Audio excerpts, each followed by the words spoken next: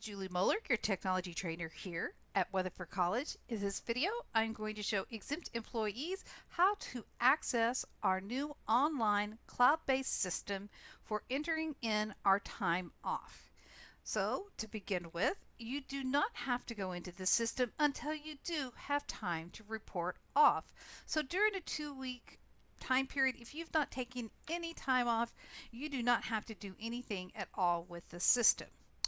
Now, once that is true that you do have time to report, just as you did an absence report before, now you're going to come into the system and report your time off. So let's begin on how to access the site. If you're on wc.edu, you can click on My WC. I am already logged in. You would need to log in order to see this quick links to the left-hand side. Under quick links, we have a link for colleague self-service. When you click on this link, you will have to put your WC credentials in a second time. Then this will also need to have your @wc.edu after your username. And then you would put your WC password and it would log you in. I'm already logged in. When you land in colleague self-service, you will see that you are logged in as yourself and you have a place to sign out. On this landing page, you will notice that there are some references to student. Well, initially everyone is a student, then given who you are, you're given additional services. For example, employee.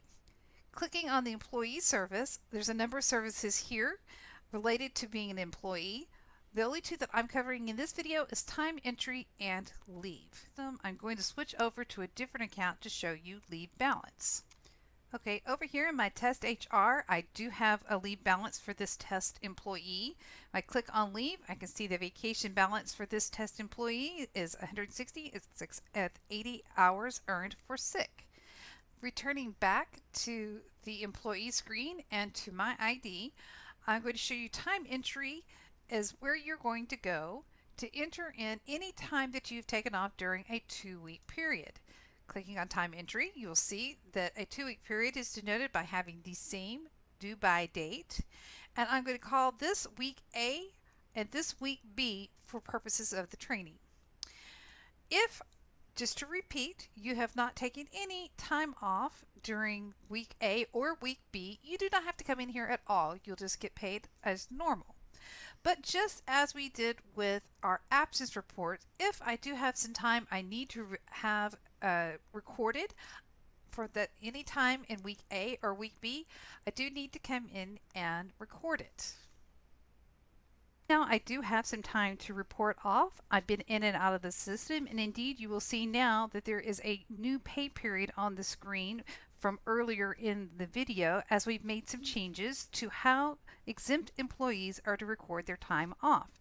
I'm going to take the day off. I'm going to report a vacation day in this week B of this 2-week period that is due on January 27th, 2020. First thing you're going to notice when you come in is that your week has already been loaded as an exempt employee, 40 hours. These hours, if you do nothing, will automatically become your regular earnings.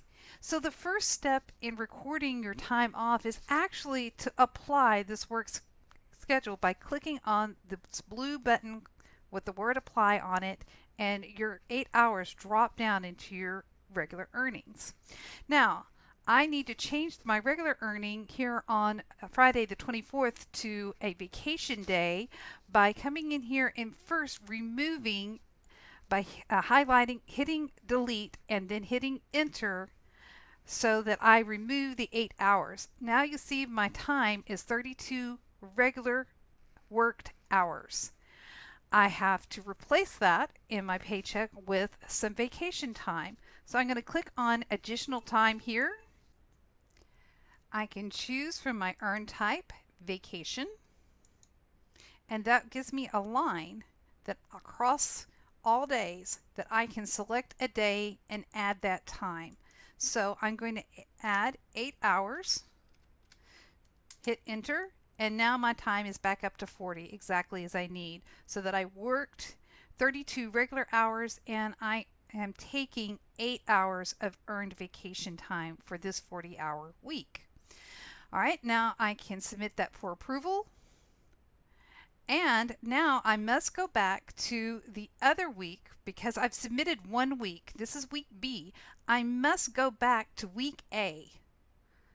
Click on week A, and even though I'm not taking any time off, I'm not taking a vacation day, I've not been sick this week, I am going to hit apply and have my 40 hours there and submit again for approval. When I come back to all timesheets, which I can click right up here for navigation, I will see that both weeks have been submitted. Now, to repeat, if I had not needed to take any time off at all, those 40-hour weeks would have been automatically submitted for me. It is only in the case of here on my second week where I needed to report some vacation time that I needed to come into this system, apply my work schedule, remove the 8 hours from regular earnings, and convert it into 8 hours vacation.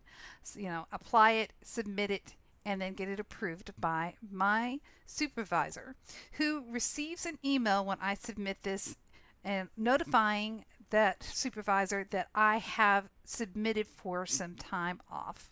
So, if you have any questions about this, don't hesitate on how to do it. Don't hesitate to contact me, Julie Muller, your technology trainer. If you have questions related to HR, please contact HR and they'll be happy to help you.